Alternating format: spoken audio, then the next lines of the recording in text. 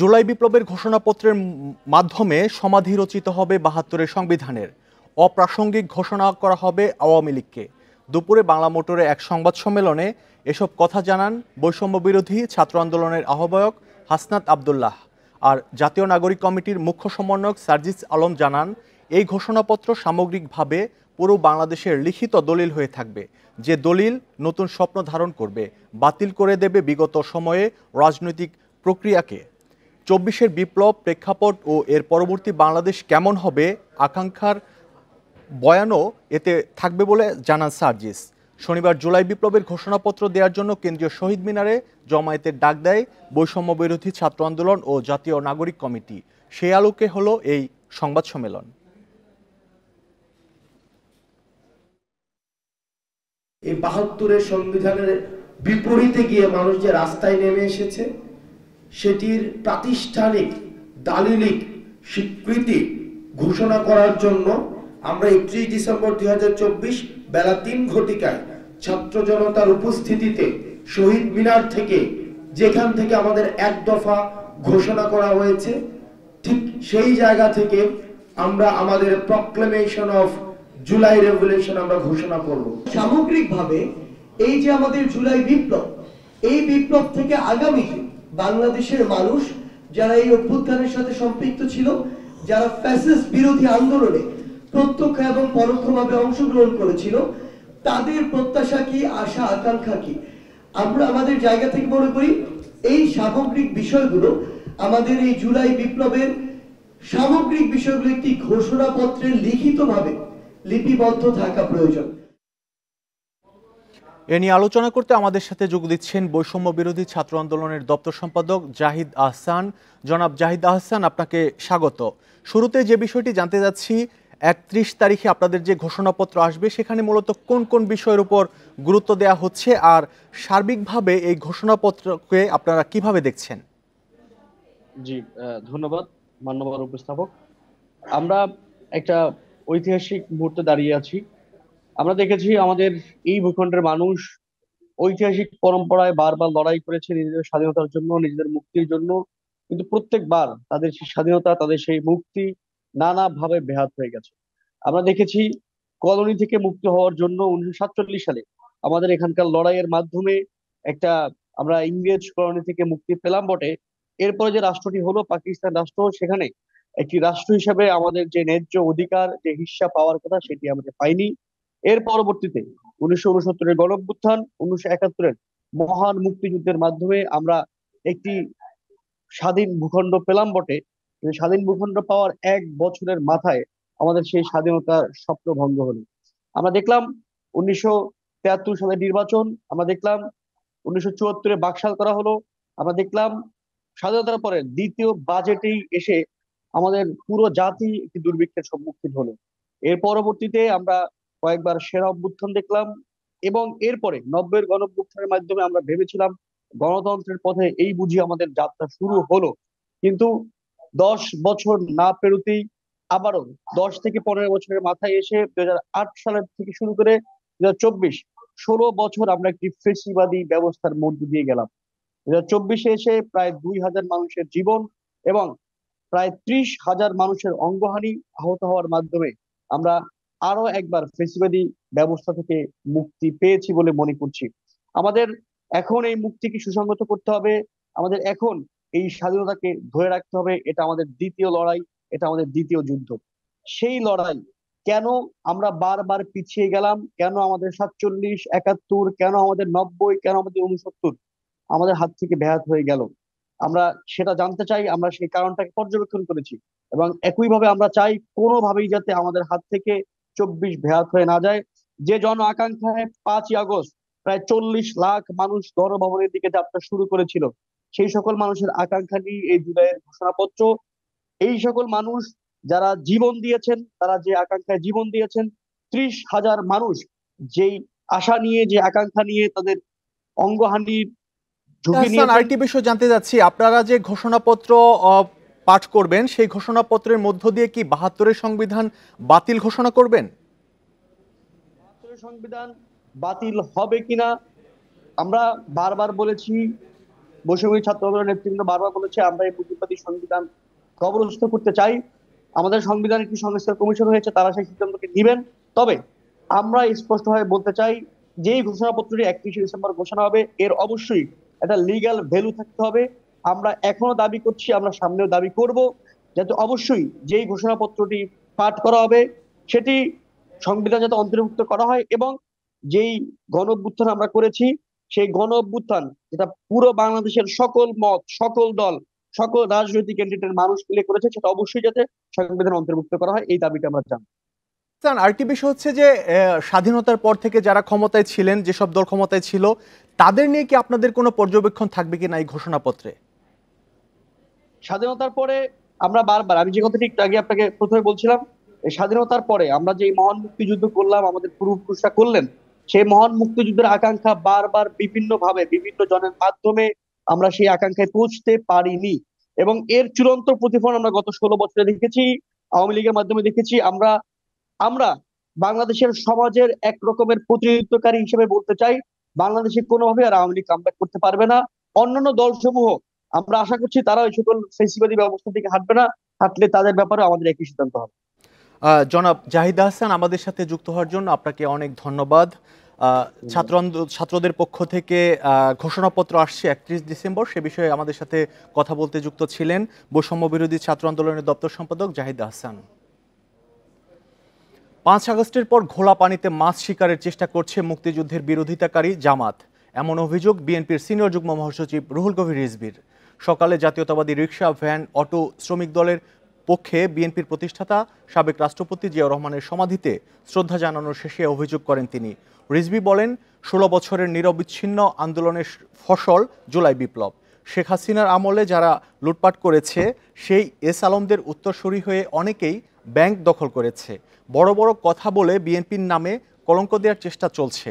এছাড়া পাড়া মহল্লায় টার্মিনাল দখল, টেন্ডারবাজি সহ নানা কিছু দখল করছে একটি গোষ্ঠী, এমন অভিযোগও করেন রুহুল কবির রিজভী।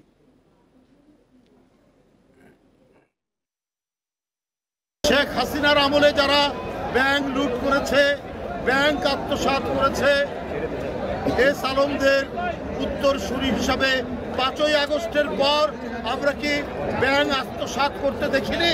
কারা পায়ের রগ কাটে তাদেরকে তো জনগণ ঠিকই চেনে। সুতরাং খুব ঘোলা পানিতে মাছ শিকার করার চেষ্টা করছে। আপনাদের 71-এর অর্জন কি? আপনারা 71-এর বিরোধিতা করেছেন। ভাতা বাড়ানোর দাবিতে রাজধানীর শাহবাগ মোড়ে অবরোধ কর্মসূচি পালন করছেন পোস্ট গ্রাজুয়েট ট্রেনি চিকিৎসকরা। ফলে ঢাকা মেডিকেল, বিএসএমএমইউ সহ বিভিন্ন হাসপাতালে চিকিৎসা সেবা ব্যাহত হচ্ছে, বিপাকে পড়েছেন রোগীরা। আন্দোলনরত চিকিৎসকরা জানান, মাসিক ভাতা 50,000 টাকা অথবা নবম গ্রেড করার দাবি পূরণ না হওয়ায় আজকের অবস্থান কর্মসূচি। দাবি আদায় না হওয়া পর্যন্ত কর্মসূচি চলবে বলে জানান তারা। এই কর্মসূচির কারণে বেলা 11:30 থেকে শাহবাগে যান চলাচল বন্ধ রয়েছে। এতে ভোগান্তিতে পড়েছেন যাত্রীরা। ভাতা বাড়ানোর দাবিতে 2022 সাল থেকেই আন্দোলন করছেন পোস্ট গ্র্যাজুয়েট প্রাইভেট ট্রেনি চিকিৎসকরা। সবশেষ 22 ডিসেম্বর শাহবাগ অবরোধ করেন চিকিৎসকরা। গত 1 বছর 1.5 বছর ধরে সরকারের কাছে একটাই দাবি জানাচ্ছিলাম যে আমাদের ভাতা বৃদ্ধির জন্য। তো লাগাতার আমরা আন্দোলন করেই যাচ্ছি। আপনারা বাইরের দেশের সাথে তুলনা করলে দেখবেন আমাদের দেশের মতো এত ন্যূনতম পারিশ্রমিক কোনো দেশে দেওয়া হয় না। ন্যূনতম 20,000 25,000 টাকা ভাতা ঢাকা শহরের মতো জায়গায় বা বিভাগীয় শহরে এই টাকায় কিচ্ছু হয় না। বলা হয়েছিল আপনার নবম গ্রেড বা সমমানের সুযোগ সুবিধা দেওয়ার কথা ছিল, সে পরিপ্রেক্ষিতে আমরা বৃহস্পতিবার পর্যন্ত সময় দিয়েছিল আমাদেরকে, কিন্তু সেটা তো আসলে বাস্তবায়ন হয় নাই। এ নিয়ে আরও জানাতে শাহবাগ থেকে যুক্ত হচ্ছেন সহকর্মী আদিলুর রহমান। আদিলুর রহমান, এখন কি পরিস্থিতি? এই বেশ কয়েক ঘন্টা হতে চলল শাহবাগ মোড়ে তারা অবরোধ করে বিক্ষোভ করছেন। তাদেরকে সরানোর জন্য প্রশাসনের পক্ষ থেকে কোনো উদ্যোগ নেওয়া হচ্ছে কিনা, বা তাদের দাবি পূরণের ব্যাপারে কোনো আসার সম্ভাবনা আছে কিনা?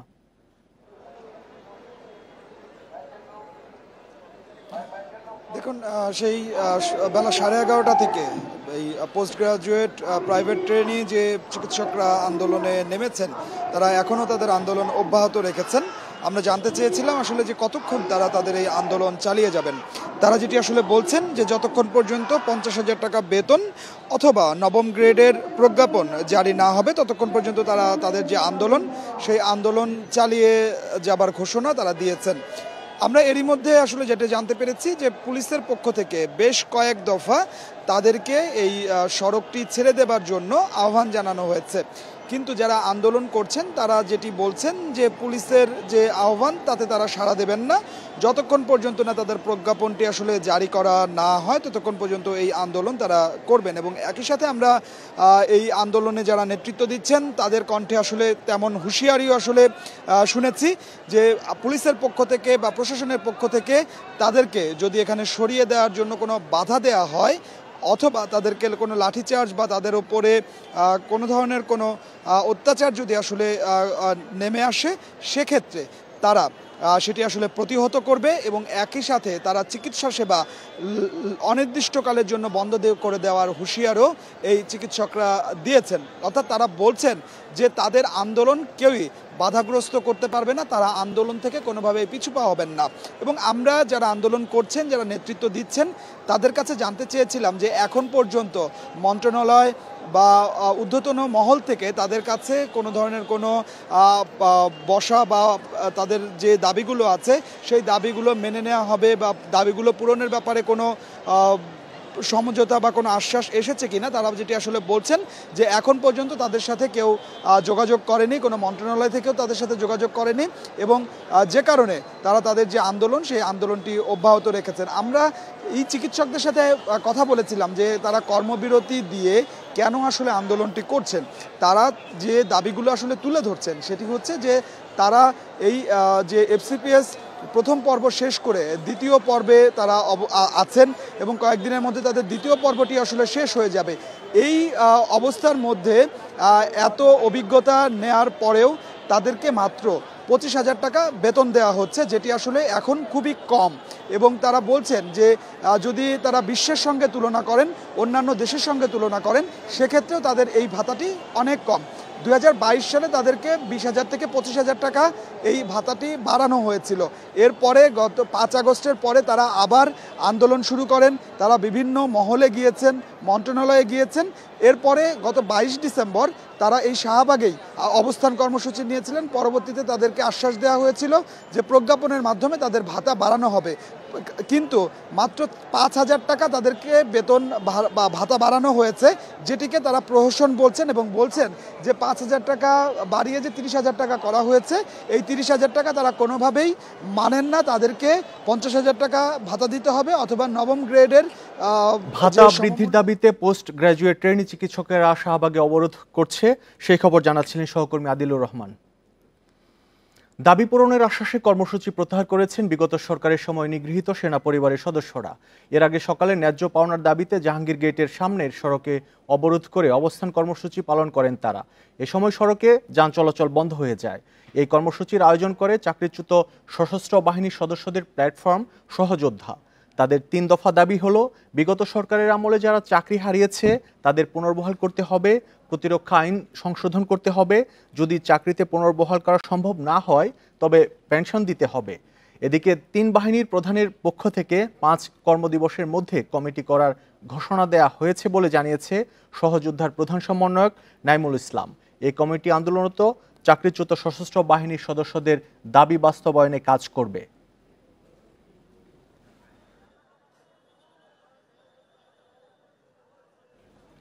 7 নম্বর ভবনে আগুন ও 2 দিনের সাপ্তাহিক ছুটির পর যথারীতি খুলেছে সচিবালয়।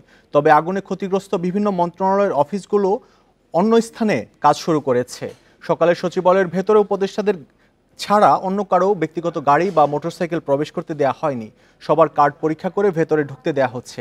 সচিবালয়ের বাইরে আইনশৃঙ্খলা বাহিনীর সদস্যদের বাড়তি উপস্থিতি রয়েছে। জানা গেছে স্থানীয় সরকার মন্ত্রণালয়ের কার্যক্রম চলবে ঢাকা দক্ষিণ সিটি কর্পোরেশনের নগর ভবনে। এছাড়া সড়ক পরিবহন ও সেতু মন্ত্রণালয়, রেল ভবনে, যুব ও ক্রীড়া মন্ত্রণালয়, ক্রীড়া ভবনে, শ্রম মন্ত্রণালয়, শ্রম ভবনে এবং ডাক ও টেলিযোগাযোগ উপদেষ্টা তথ্য মন্ত্রণালয়ে কার্যক্রম চালাবেন। এদিকে সোমবার থেকে সচিবালয়ে সাংবাদিকদের প্রবেশে স্বল্প সংখ্যক অস্থায়ী পাস দেয়া হবে। দুপুরে স্বরাষ্ট্র উপদেষ্টার সাথে সাংবাদিকদের বৈঠকের পর এ সিদ্ধান্ত হয়।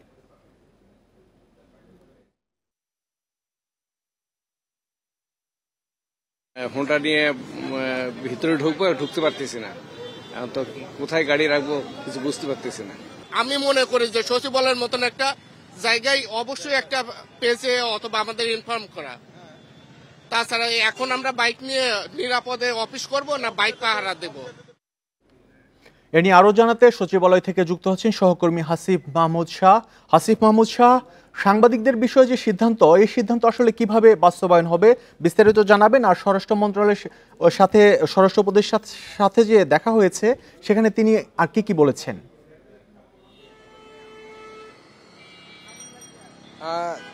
দেখেন, গত বুধবার দিবাগত রাতে যে অগ্নিকাণ্ডের ঘটনা ঘটে তার পরপরই কিন্তু বৃহস্পতিবার গণমাধ্যমে কর্মীরা কিন্তু প্রবেশ করতে পারেননি।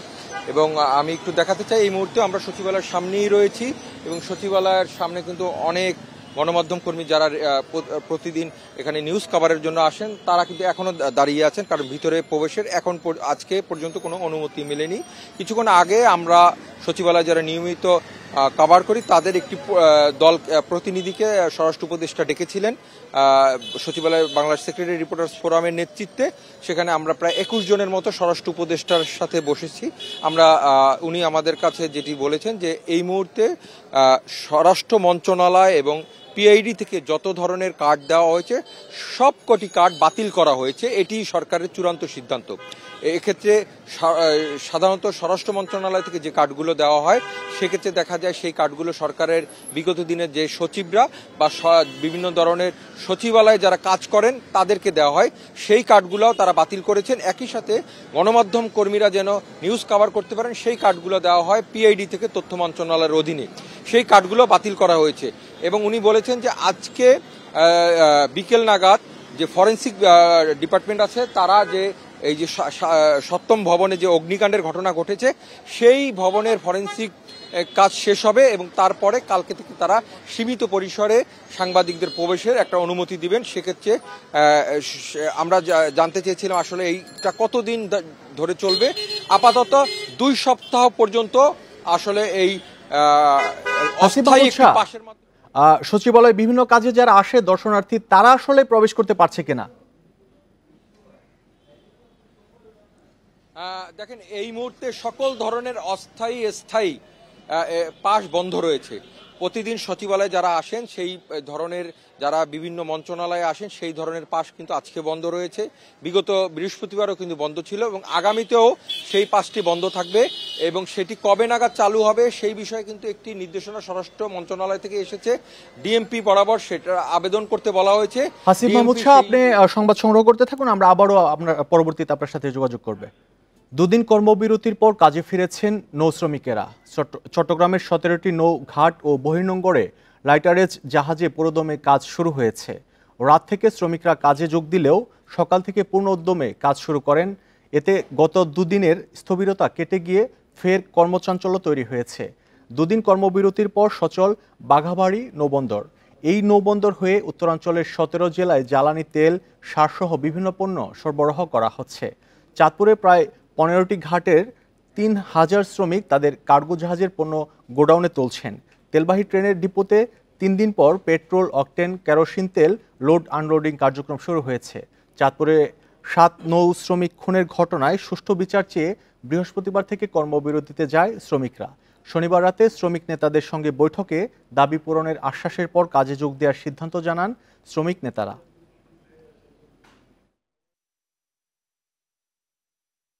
নৌযান শ্রমিকরা প্রত্যাহার করতে আমরা খুশি, আমাদের কাজ এখন চলতেছে।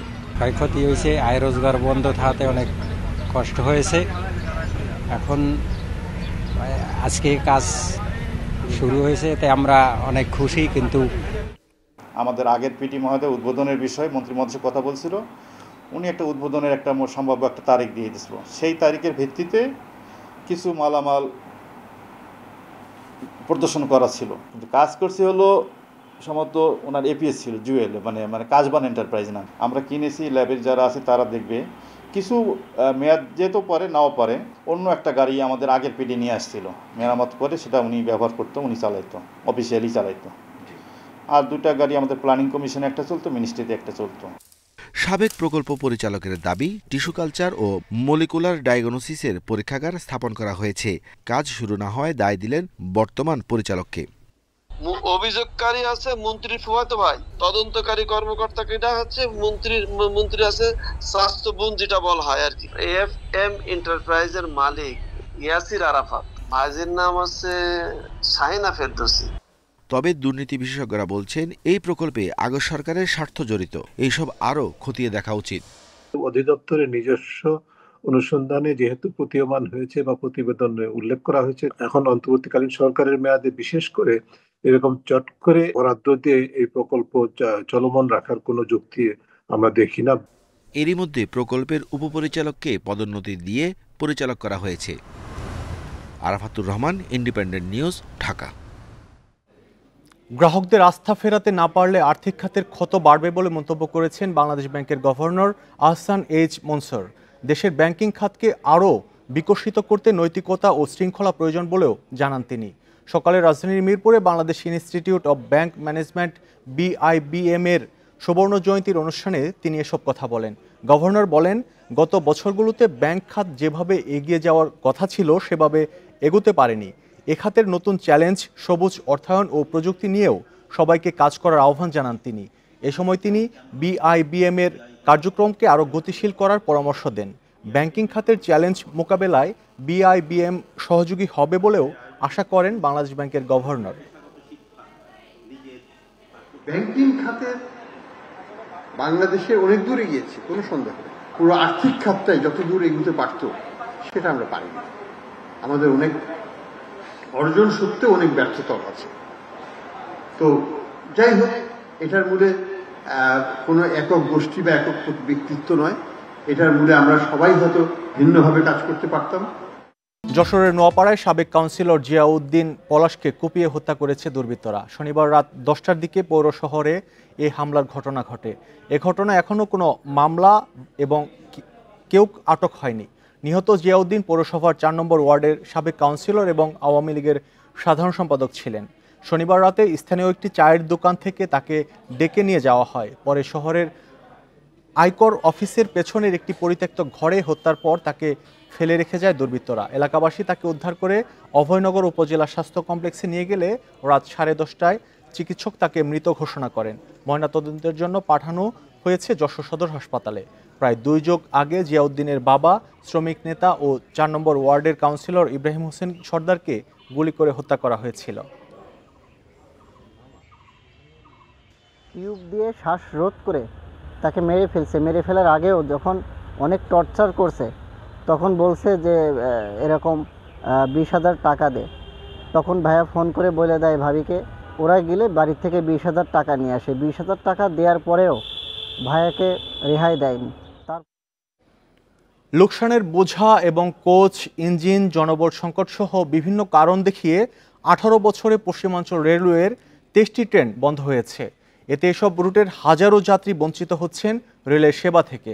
বন্ধ হয়ে গেছে 66টি স্টেশনও। চাহিদার অর্ধেকেরও কম জনবল নিয়ে চলছে পশ্চিমাঞ্চল রেলওয়ে।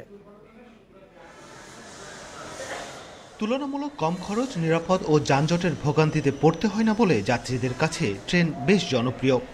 যা যাত্রীদের কাছে চাহিদা থাকলেও পশ্চিমাঞ্চল রেলওয়ের সেবা যেন ক্রমেই সংকুচিত হচ্ছে। পশ্চিমাঞ্চল রেলওয়ে তথ্য বলছে, নানা সংকটে 2006 থেকে 2024 সাল পর্যন্ত 18 বছরে 23টি ট্রেন বন্ধ ঘোষণা করেছে কর্তৃপক্ষ। এর মধ্যে রয়েছে 6টি আন্তনগর, 1টি মেইল ও 16টি লোকাল ট্রেন।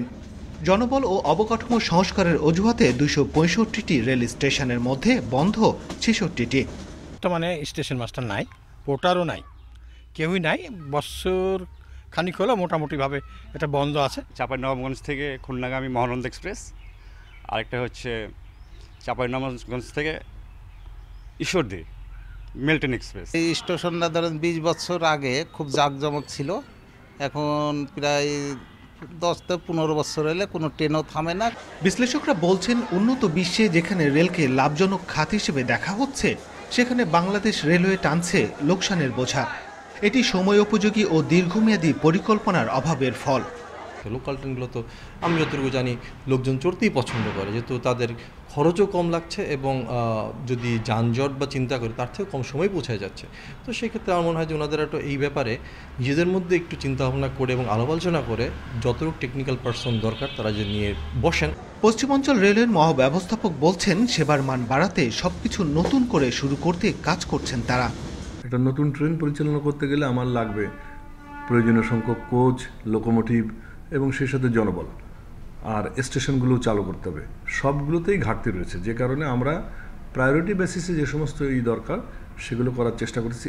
বর্তমানে পশ্চিমাঞ্চল রেলওয়েতে প্রয়োজনীয় ৪৭,০০০ জনবলের বিপরীতে কর্মরত ২৩,০০০। Mustafizur Rahman, independent news, Rajshahi.